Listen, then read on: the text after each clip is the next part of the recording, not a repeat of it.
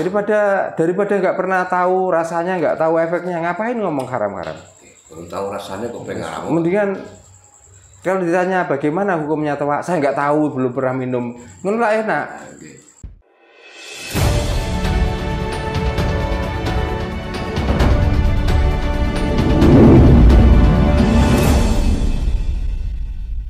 Akhirnya timbul kesesatan gitu Pak. Ya otomatis. Gitu. Maksudnya sudah dijelaskan saja masih banyak yang sesat kok. Apalagi yang tidak disampaikan sama sekali. Kalau enggak bahasanya, itu jangan dulu karena itu ilmu wingit. Itu jangan dulu, itu ilmu tua. Wingitnya ilmu dan tuanya ilmu itu seperti apa toh? Karena ilmu itu kaweruh, artinya kaweruh itu pengen mengetahui. Nah itu diwingit-wingitkan kapan tahunya? Gitu loh. Nggak ada orang cari ilmu itu sebenarnya hanya sekedar pengen tahu. Kita hidup itu yang namanya hidup itu apa toh? Cuman itu loh intinya. Tentang ketuhanan itu belakangan menurut saya. Yang penting kita itu bagaimana cara merawat hidup itu yang benar. Gitu loh. Itu yang paling penting. Bagaimana supaya kita tahu awet hidup. Bagaimana dalam hidup ini enggak ada banyak masalah dan tidak banyak penyakit yang nempel. Saya tahu-tahu sudah belakangan Mas. Waktu saya masih muda, saya nggak bisa merawat hidup saya. Makanya tua-tua ini sering kena penyakit. Tapi ini bukan kesalahan waktu tua, kesalahan waktu muda yang saya sengaja sendiri. Makanya saya nggak berani menyalahkan Tuhan.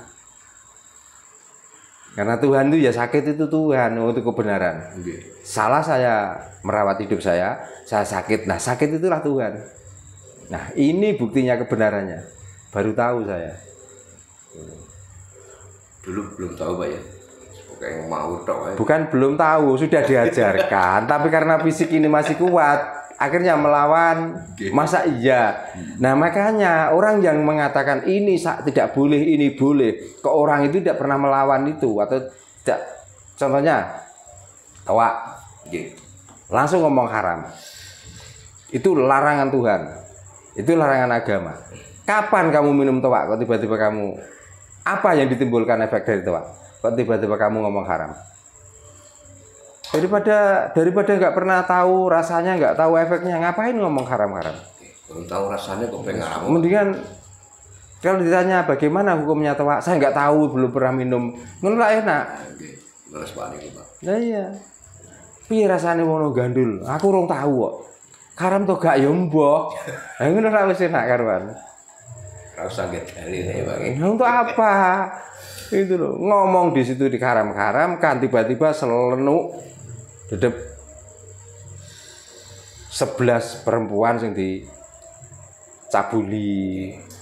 Nah ini loh sing materi santrine dicabuli. Nah makanya ngelakoni dhisik lah gak gawe fatwa ben ngerti, ben tahu efek baik maupun efek buruk, barulah membuat hukum. Urung tahu nglakoni kok mira-mira nggih hukum. Engko bareng ora rasane sing dihukumi ora oleh iku nak kenaken. Udah numan. Nah itu makanya orang itu nggak perlu menghukumi orang lain. Hukumilah dirimu sendiri supaya kamu tahu tentang kebenaran itu, tentang ketuhanan. Memang kalau kita amati Pak, akhir-akhir ini banyak orang itu yang semakin hari itu semakin umat Semakin umat. Oh. Soalnya kan saya tuh pernah lihat di medsos Pak. Orang ini jauh-jauh dari sini ke sana pakai biaya untuk transport dan sebagainya. Tujuannya cuma satu. Saya sendiri senyum melihat berita itu Pak. Tujuannya di sana cuma melempari dan mengucapkan kata-kata kotor yang katanya itu disebut makamnya Abu Jahal. Dia tuh udah selesai dari sini Pak Lai. Kilo piye karepe sana sudah timbul dalam benak saya nih gitu. Wong karepe iki tenang ora. Lucu loh Pak. Nah itu kan ya sudah pribadi masing-masing. Maksud saya itu gini loh, kita yang masih waras gitu. Ya sudah kita lihat aja. Yang namanya melakukan sesuatu kalau sudah nggak menemukan titik terangnya, nggak usah kita olok-olok, nanti akan sadar dengan sendiri. Contohnya sekarang itu sudah banyak orang yang sadar. Dengan ajaran itu digembar-gemborkan dari beberapa tahun, ratusan tahun yang lalu sampai sekarang, hasilnya juga cuma begini-begini saja. Tapi orang yang masih memegang ajaran leluhur, dilihat dari tingkah lakunya, dari bahasa tubuhnya, dari bahasa yang terlontar dari mulutnya, nyatanya kok damai, tenang, tentram, orangnya nggak terlalu panik hidup di dunia ini. Yang namanya nerimo itu karena sudah berusaha nggak dapat, ya sudah nerimo, tapi kan tetap berusaha. Ya kadang-kadang kita nggak berusaha sudah ngomong nerimo ing pandum, pangeran durung maringi. Ismune nerimo ing pandum. Nah makanya pangeran durung maringi. Lah kapan kamu usaha terus diparingi? Terus yang maringi sapa? Kita berhasil itu karena kerja kita, karena usaha kita berhasil. Jadi pasrah. Nah makanya dari pasrah, daripada pasrah terus-terusan pasrah, yang mendingan urip. Nang itu pas ngebeki donya no. Nek urip nang donya mek pasrah tok.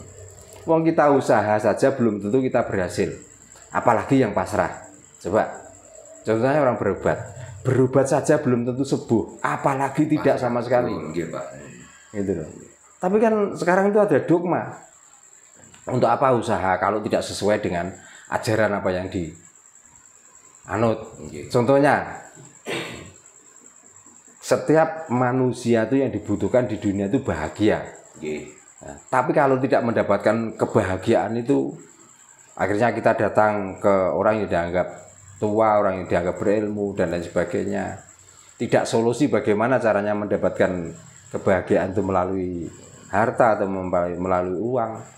Malah kita diajari untuk membaca bacaan qomat kamit yang jumlahnya ditentukan, waktunya ditentukan. Nah, dan waktunya mesti rata-rata milih bengi. Nah, malam itu sudah waktunya orang tidur, nggak waktunya orang kerja. Begitu malam dikerjakan, mau bangun pagi mau kerja ngantuk, tidak mendapatkan apa yang dicita-citakan atau diinginkan, malah ngantuk iso ndodro. Tidak bahagia malah ngenes selamanya. Gitu loh.